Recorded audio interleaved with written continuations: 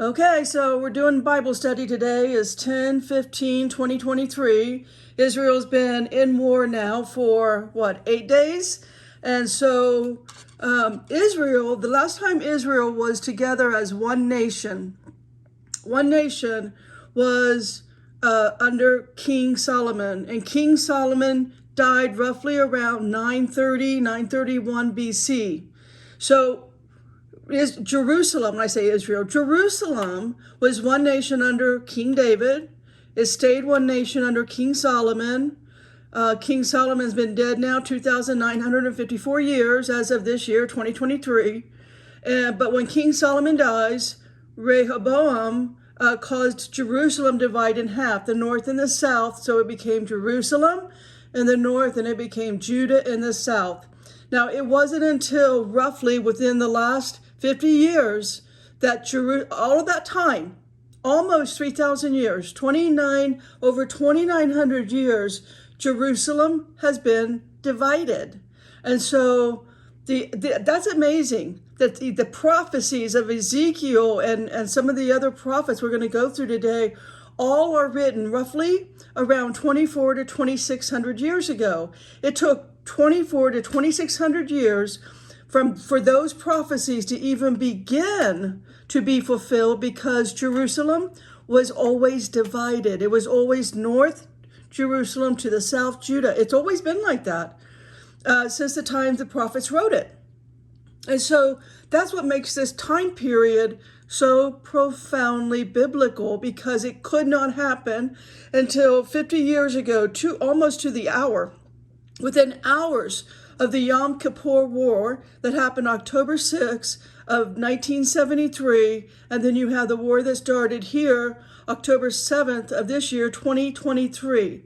That kind of precision is only God. Only God has that kind of precision within hours, and it's 50. Look at the number 5, grace. And so here's another thing. As we read the prophecies, as we go through, and I'm going to read a lot from Ezekiel and Haggai and Zechariah. I'm going to be jumping around in a lot of verses, and we're going to end in Psalms 2. As I jump around here, keep in mind what you want to listen for, what you're, take notes on, is how many times it says all the people, all the nations, the whole world saw it. The whole world becomes a burden. When you hear those words, all nations, all people, the whole world sees it. That couldn't have happened in 1973 because we didn't have smartphone technology. We weren't walking around with our smartphones in our hands, taking videos and instantly publishing it worldwide via social media.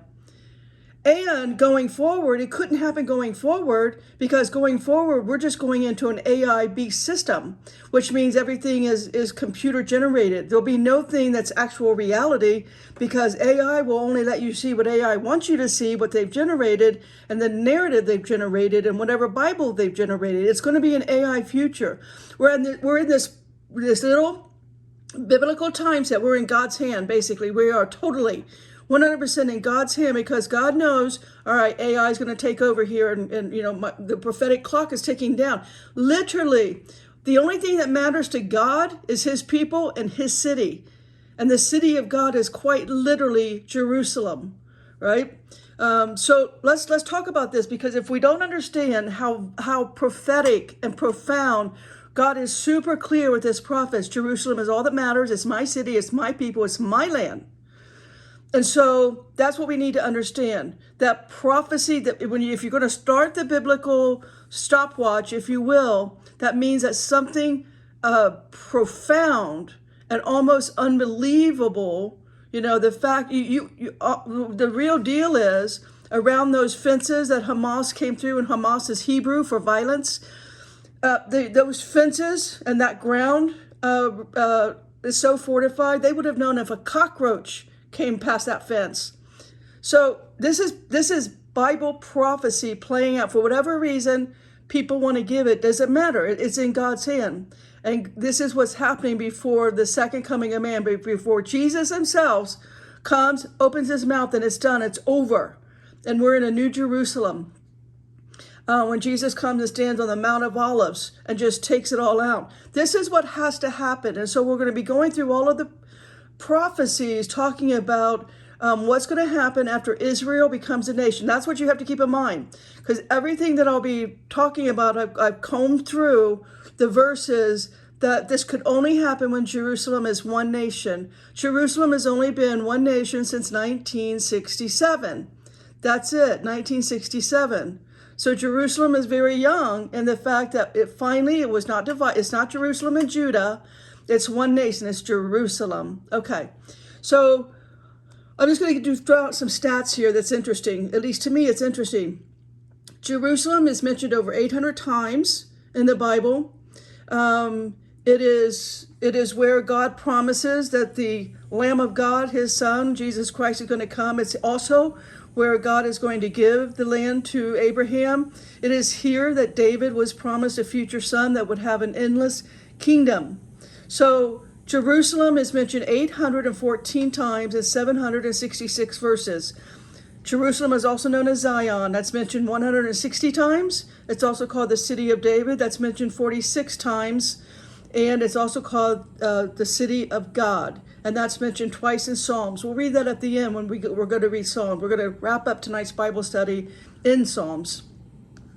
So it's literally your radar. If you want to understand prophecy, we've got to understand it 100% is totally about Jerusalem. And the thing to know about these prophecies is that when Jerusalem is under siege, under attack, it affects the entire world. There's not a single person on the planet that will not be impacted by this war in Israel. It's not a Middle East thing going on. All nations, all people will be a burden and will be a yoke on all of our neck. All of us. And now Iran is saying, we are going to rip you apart. The Muslims are going to come in and take over. Well, they won't. Israel wins, period.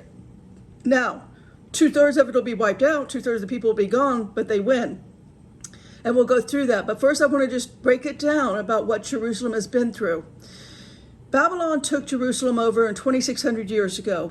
Next, Persia conquered and took over Jerusalem 2,500 years ago.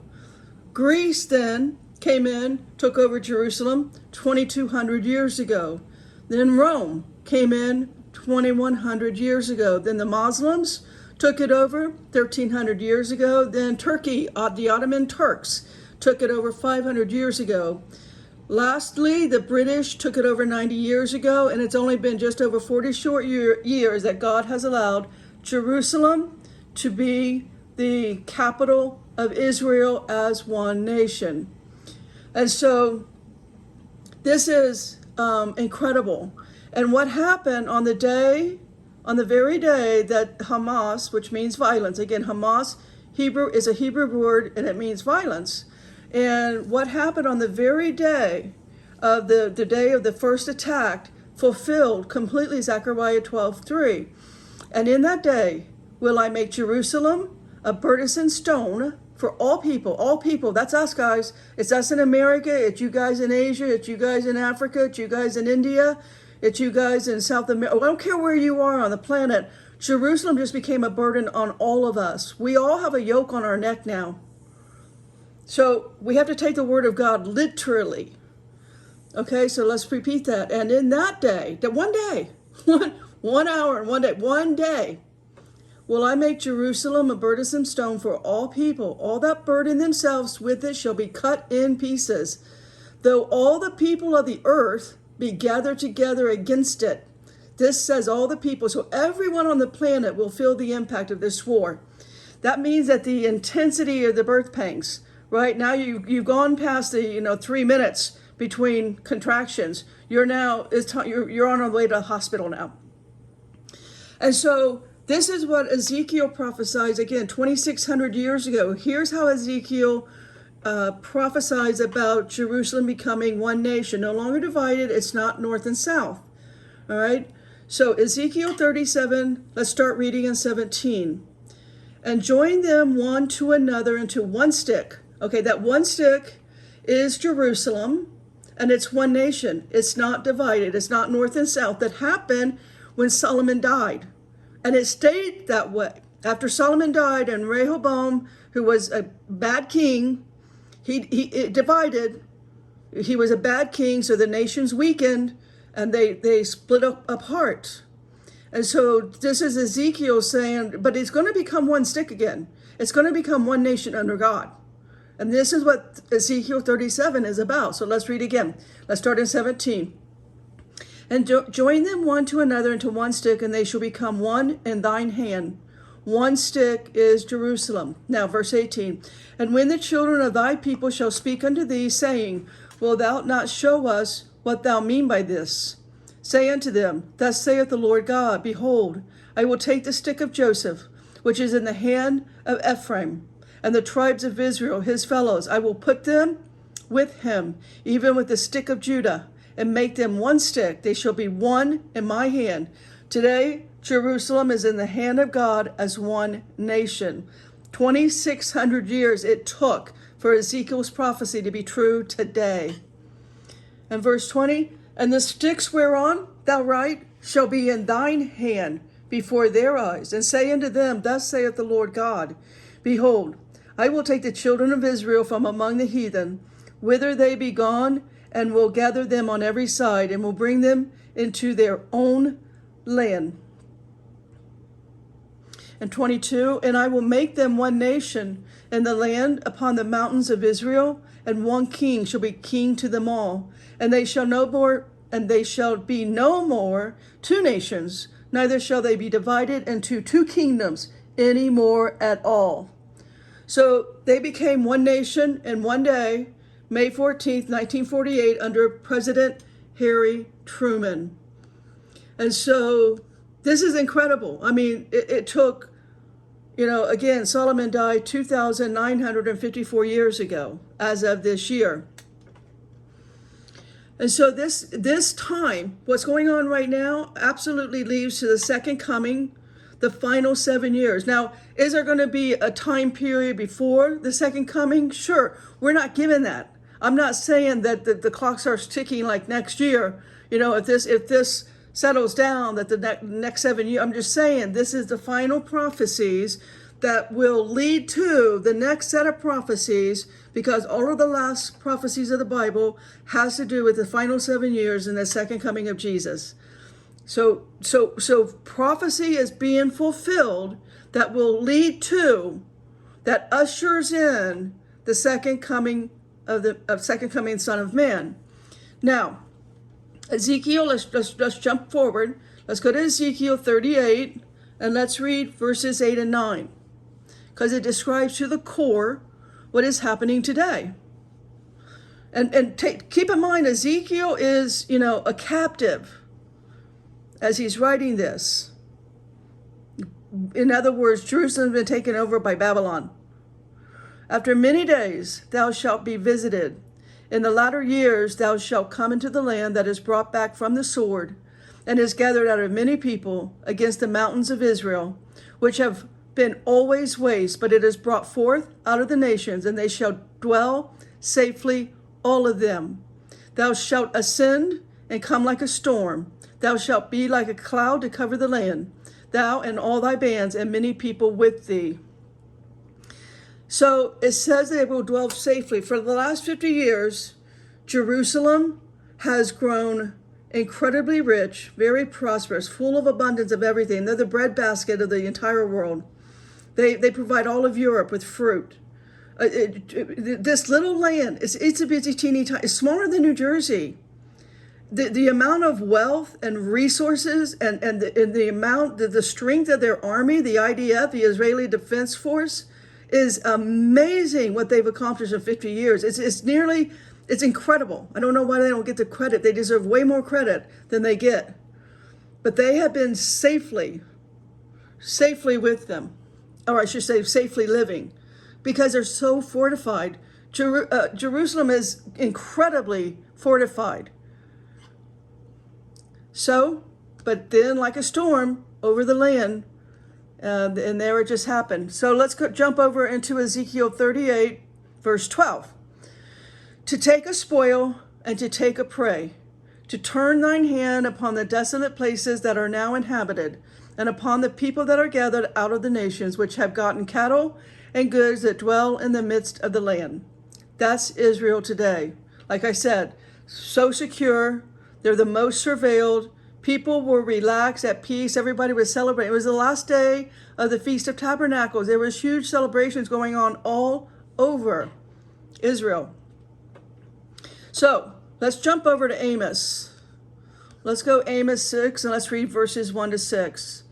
Woe to them that are at ease in Zion. That's what's going on. Not only were they at ease in Zion, they were celebrating like it was 1999, right? Going into a whole new, they were completely at ease. The music festival that was going on there had 800,000 people. So they were completely at ease. No one would ever believe that their village could be penetrated. It simply wasn't possible. It's not possible, but it happened. It's Bible prophecy coming true. Whatever God knew about this time, however it happened, doesn't know. God knows. God knows the beginning from the end, or the end from the beginning. You know what I'm trying to say. Let's read that again. Woe to them that are at ease at Zion and trust in the mountain of Samaria, which are named chief of the nations, to whom the house of Israel came. Pass ye unto Calneh, and see, and from thence go ye to Hamath the Great, then go down to Gath of the Philistines. Be they better than these kingdoms, or their border greater than your border? Ye that put far away the evil day, and cause the seed of violence to come near. Again, violence, go to the concordance. That word for violence is Hamas. That lie upon beds of ivory, and stretch themselves upon their couches, eat lambs out of the flock, and the calves out of the midst of the stall, that chant to the sound of the viol, and invent to themselves instruments of music like David, that drink wine in bowls and anoint themselves with the chief ointments, but they are not grieved for the affliction of Joseph. This is the state of affairs of Jerusalem today. Partying. Okay, they were at the music festivals. It's the Feast of Tabernacles. This is literally talking about how really their spiritual state, if you talk to most people in Jerusalem, they could care less about Jesus. Okay, it's not their Messiah. It's not their God. So it's really talking about it's kind of like Ezekiel's dry bones. I don't think I'm going to go into the dry bones today, but anyway, so this is the scene. Right? Rockets are going off. It's unbelievable how accurate what's going on here. Now, I want to point out here, if you were to turn on the news right now and you were to watch any of the war scenes that the media loves to, put out, the American media, not if you were to watch, Israeli media, something totally different, but if you were to watch American media, when they go on in there, the reporters, they're in the cities of Ashkelon and Ashdod. And so Ashkelon's been around forever, but Ashdod was established in 1956. Zephaniah, well, I'm going to read Zephaniah here in a minute, but that's unbelievable. Again, so Ashdod, when you go to, like Google and you put in Ashdod, it says, Ashdod was founded in 1956 as a port city, grew rapidly to become the sixth biggest city of Israel. The city was built on the sand dunes of the northwest of the ancient town and was divided into 17 neighborhoods that were built from 1956 until today. Let me just read Zephaniah 2:4. For Gaza shall be forsaken, Ashkelon a desolation. They shall drive out Ashdod at the noonday, and Ekron shall be rooted up.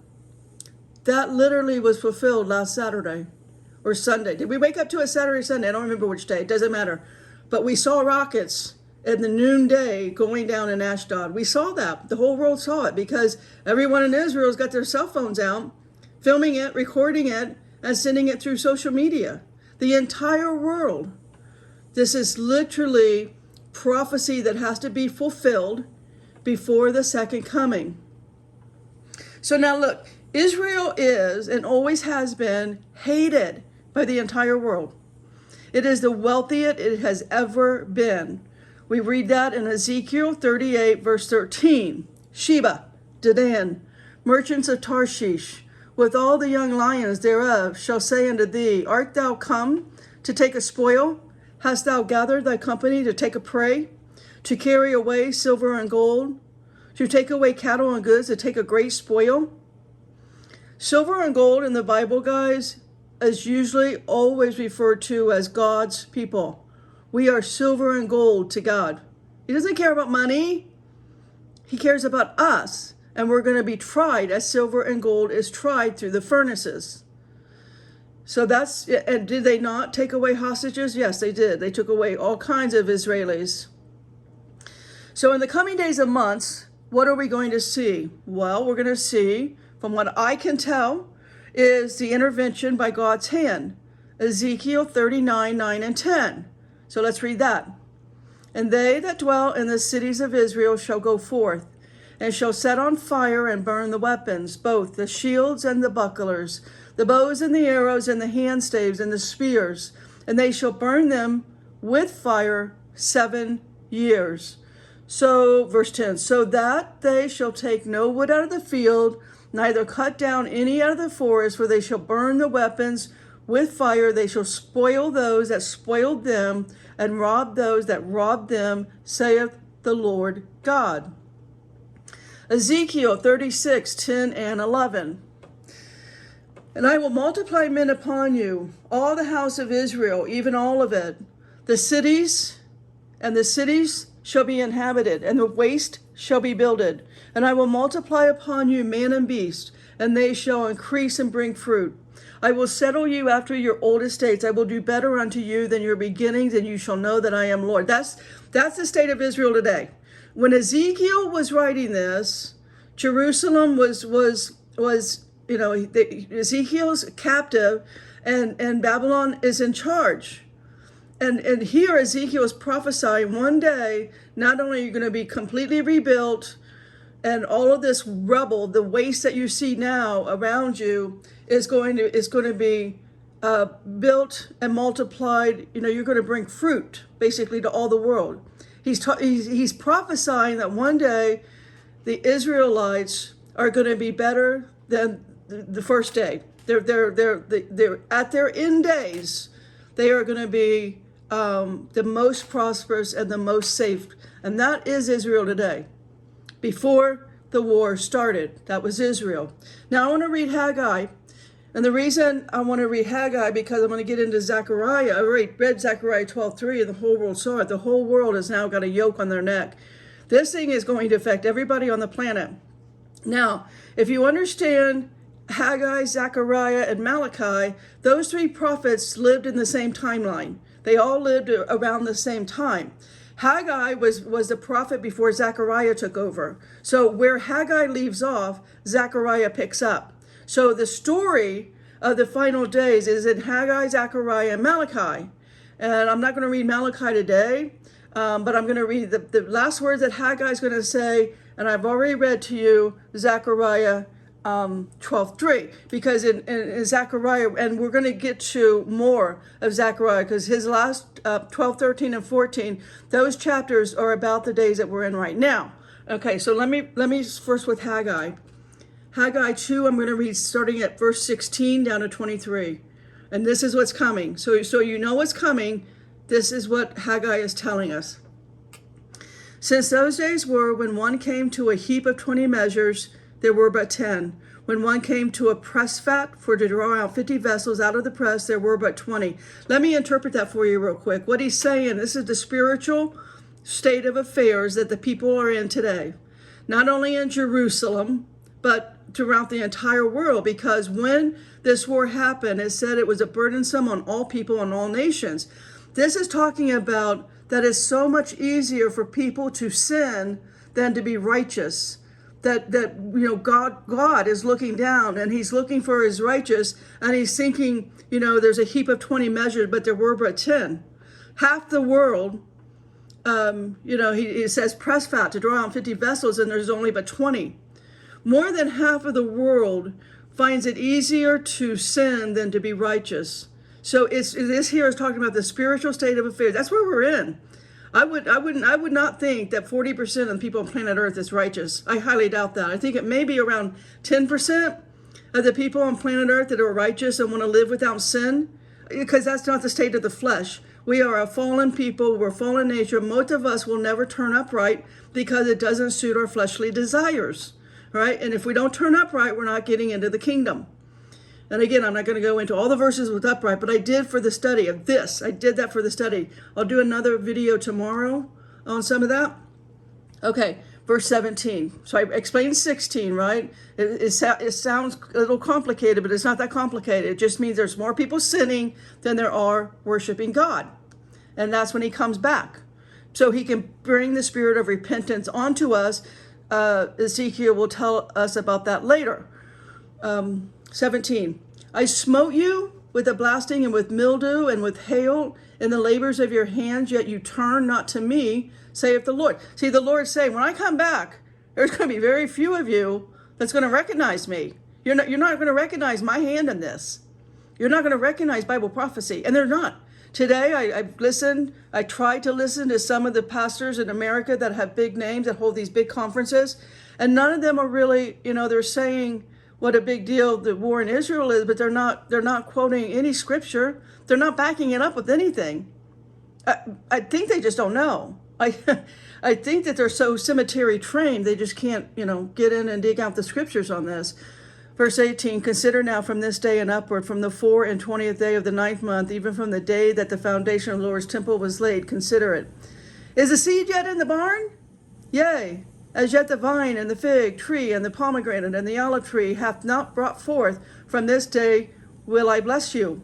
And again the word of the Lord came unto Haggai in the 24th day of the month, saying, speak to Zerubbabel, governor of Judah, saying, I will shake the heavens and the earth, and I will overthrow the throne of the kingdoms, and I will destroy the strength of the kingdoms of the heathen. I will overthrow the chariots and those that ride in them, the horses that their riders shall come down, everyone by the sword of his back. He's saying the throne of the kingdoms. That's everything, all of us. In that day, saith the Lord of hosts, will I take thee, O Zerubbabel, my servant the son of Shealtiel, saith the Lord, will make thee as a signet, for I have chosen thee, saith the Lord of hosts. Now, let me go back and repeat verse 19. And exegetically, let's let Scripture interpret Scripture. So Haggai 2:19, is the seed yet in the barn?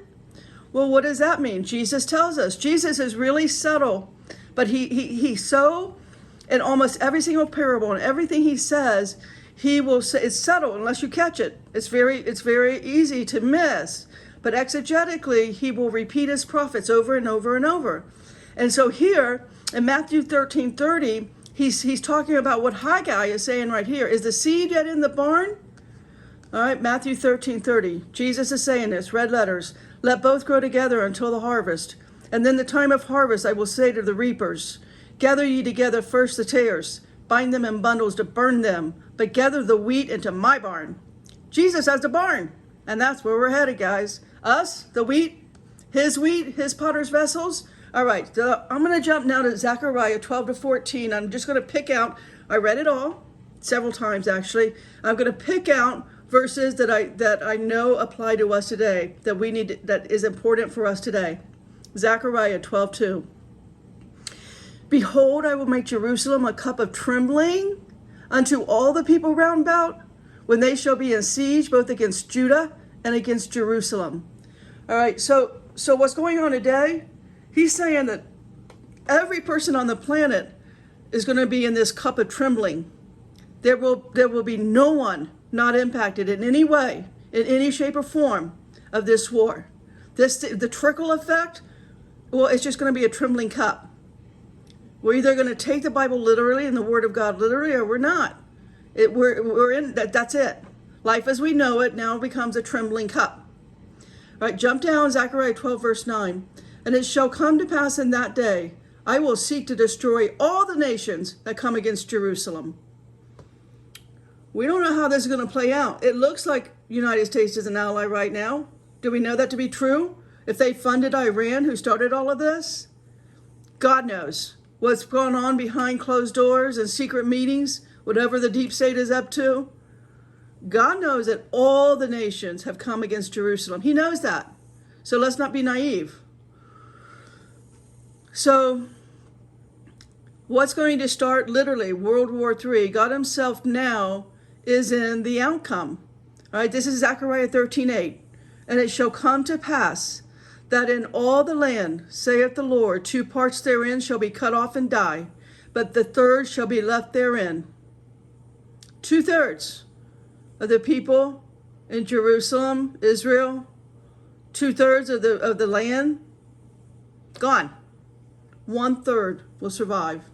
Zechariah 14:4. And his feet shall stand in that day upon the Mount of Olives, which is before Jerusalem on the east. And the Mount of Olives shall cleave in the midst thereof toward the east, and toward the west there shall be a great valley. And half of the mountain shall remove toward the north, and half of it toward the south. Zechariah 14:7. But it shall be one day, which shall be known to the Lord, not day nor night, but it shall come to pass that at evening time it shall be light. So there will start the supernatural signs in the skies that we read about in Revelation, as well as Jesus tells us on the Olivet Discourse, Matthew 24. And Zechariah 14, verse 17. And it shall be that whoso will not come up, all of the families, the earth, unto Jerusalem to worship the King, the Lord of hosts, even upon them shall be no rain. Okay, what do we got there? Well, we got to look at, let Scripture interpret Scripture. Could that be the time of the 2 witnesses? Because when the witnesses get here, right, Revelation 11, when the witnesses get here, they're going to take away rain. And that happens in the first 3.5 years. Oh, good, I'm choking, hold on. That happens, the witnesses, just to remind you, Revelation 11, they get here for 3.5 years before the Antichrist is going to take the throne. And when the Antichrist takes the throne, there will have been 3.5 years, no rain on planet Earth. He's going to take the throne. He's going to kill them. I believe it's Moses and Elijah. He's going to kill them. They're going to lay dead in the street for 3.5 days. The whole world will see it. Right now, again, before there's an AI takeover, the world will see this, even if it's computer generated, but it's not going to be. God's going to intervene with that. They're going to lay in the streets, dead, and then to prove the hand of God, God's going to breathe breath into them, and they're going to rise and ascend, and God will speak, and the entire world will tremble at that point. Zechariah 14, 20 and 21. And in that day shall be there upon the bells of the horses holiness unto the Lord, and the pots, that's us, and the pots in the Lord's house, that's us, we'll go home. This is when we go home. This is when the bride goes to the feast. Let's repeat it. Holiness unto the Lord, and the pots in the Lord's house shall be like bowls before the altar. That's us. The believers in Christ, believers in Jesus, that's us. Verse 21. Again, Zechariah 14, 21. Yea, every pot in Jerusalem and in Judah shall be holiness unto the Lord of hosts. And all they that sacrifice shall come and take of them, and seeth therein. And in that day there shall be no more the Canaanite in the house of the Lord of hosts. Who's the Canaanite? I already read it, Matthew 13:30. It's the tares. It's the seed line of Cain, the wicked seed line of Cain. And catch my video tomorrow. The video tomorrow is going to be called There Is No Breath in Them. There is no breath. And did today. I went through the concordance, and I read all of the verses, over 200 of these people that have no breath of God in them, as Adam does in Genesis 2. And it's amazing how much is said about them. But if you don't read the concordance and you don't go look at how many times little g God is number 430 with Elohim, you just don't catch it. So I'm going to jump over here and I'm going to read Psalm 2. So hold on, let me jump over into the Old Testament and look at how Psalm 2 is playing out today. Here we go, Psalm 2. This is exactly what's going on. It's beautiful. One of David's first Psalms. Why do the heathen rage and the people imagine a vain thing? The kings of the earth set themselves, and the rulers take counsel together against the Lord, against his anointed, saying, this is what I already read in Zechariah, right? Remember I said, we don't know what's going on behind closed doors. We don't know what the deep state is up to. We don't know what's going on underground. The kings of the earth are the little g gods. They're the Elohim, number 430 in the concordance. So the heathen are raging. People imagine a vain thing. That's what's going on right here today. Kings of the earth set themselves. The rulers take counsel together, all the rulers of the nations, against the Lord, against his anointed. All the nations are going to go against Jerusalem. Whether you think there's allies or not, Lord God is telling you there isn't. He says all the nations, all the rulers, all of them take counsel together against his anointed. So we're being told what the deep state's up to, right? We're all against. The entire world is anti-Jew, anti-Jerusalem.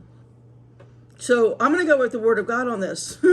I'm not going to, just because we got aircraft carriers over there, United States, I don't believe that. The word of God is where I'm going to get my truth.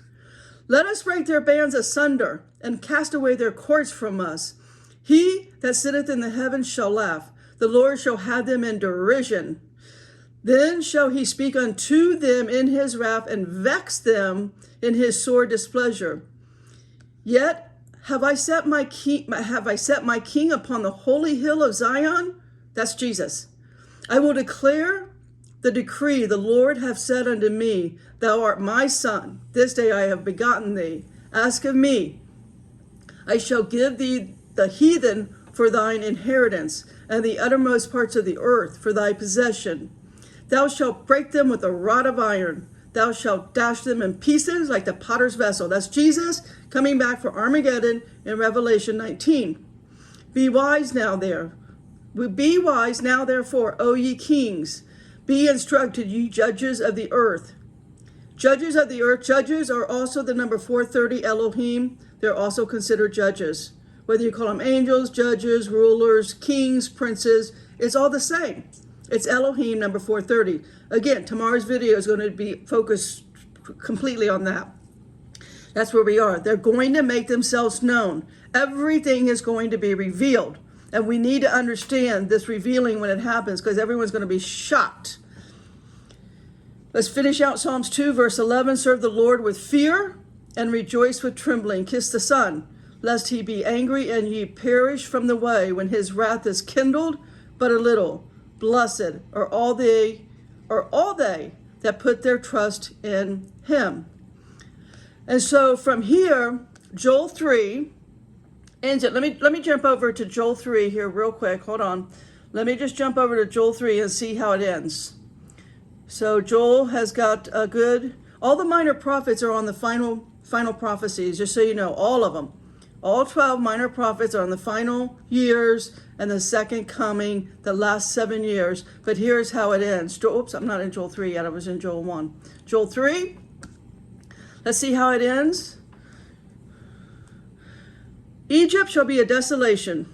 Edom shall be desolate wilderness for the violence against the children of Judah, because they have shed innocent blood in their land. Judah shall dwell forever in Jerusalem from generation to generation. For I will cleanse their blood that I have not cleansed, for the Lord dwelleth in Zion. The Lord dwells in Zion. It's that simple. And Zion is also called the city of God, right? Psalm 46:4. There is a river, the streams whereof shall make glad the city of God, the holy place of the tabernacles of the Most High. And finally, Psalm 87:3. Glorious things are spoken of thee, O city of God. And all God's people said, that's why we stay in the Word.